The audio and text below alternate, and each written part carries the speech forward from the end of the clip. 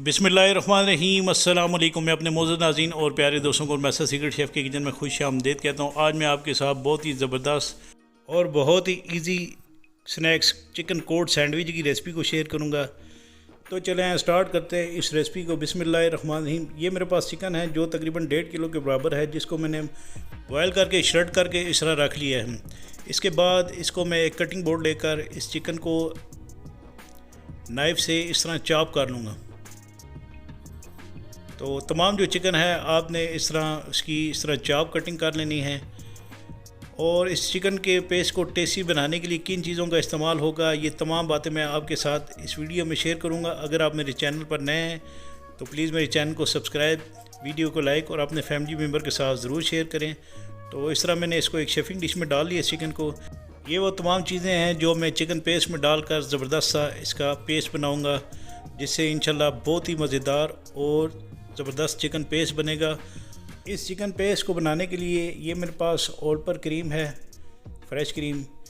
ये मैं 2 पैकेट के बराबर इसमें ये फ्रेश क्रीम डालूँगा। ये इस तरह आपने इसको खोल कर इसका इस्तेमाल करना है।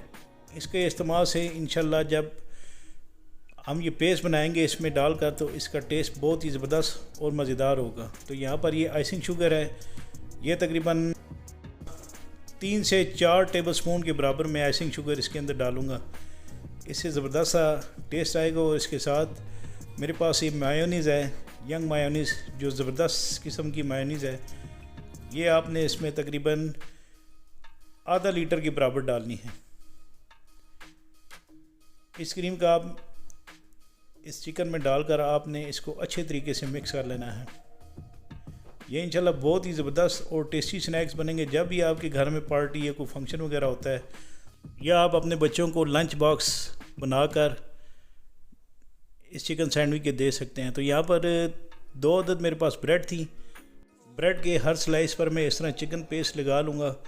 मैं यहाँ पर नाइफ़ का इस्तेमाल कर रहा हूँ, तो आप चाहें बटर नाइफ़ का भी इस्तेमाल कर सकते हैं।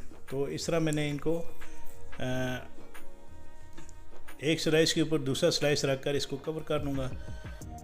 और इस तरह आपने ये सैंडविच बना लेने। ये एक पार्टी है जिसके लिए मैं ये सैंडविच बना रहा हूँ। तो आपने इसी तरह तमाम ब्रेड, जो मेरे पास 8 ब्रेड हैं, इनके सैंडविच बना लेने हैं आप। ये एक पार्टी है तो इस वजह से मैं इतने ज़्यादा सैंडविच बना रहा हूँ। ये तकरीबन 30 से 35 आदमियों के लिए ये मैंने सैंडविच बनाया है। मेरे पास इन कोट सैंडविच का ऑर्डर आया हुआ था, तो इस वजह से मैंने 2 ब्रेडों का इस्तेमाल किया है। तो जब आप इन तमाम ब्रेडों को चिकन पेस्ट लगा लें तो आपने इनकी साइडें काट लेनी है। ये जिस तरह मैं काट रहा हूँ इस तरह साइडें आपने काट कर रख लेनी है। इन साइडों को आपने फेंकना नहीं है। आप इसको ड्राई करके ब्रेड क्रम्ब के तौर पर भी इस्तेमाल कर सकते हैं। तो इस तरह ये 3 अदद यानी 6 स्लाइस है मेरे पास। और ये आपने इनको इस तरह ट्रायंगल काट लेना है।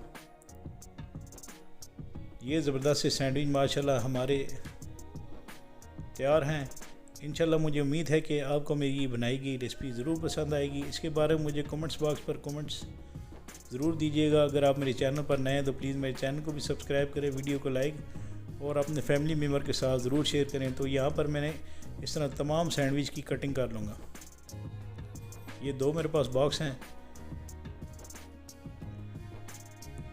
तो इसके बाद मैं इन सैंडविच की डेकोरेशन कर लूँगा। एक प्लेट मैंने रखी है और इस तरह आपने डेकोरेट करके इन सैंडविच को लगा लेना है। इसके ऊपर आप जूलियन कटी ही कैबिज और जूलियन कटी ही कैरेट का भी इस्तेमाल कर सकते हैं, और किसी भी टमाटर की आप इसके ऊपर गार्निश कर कर लगा सकते हैं।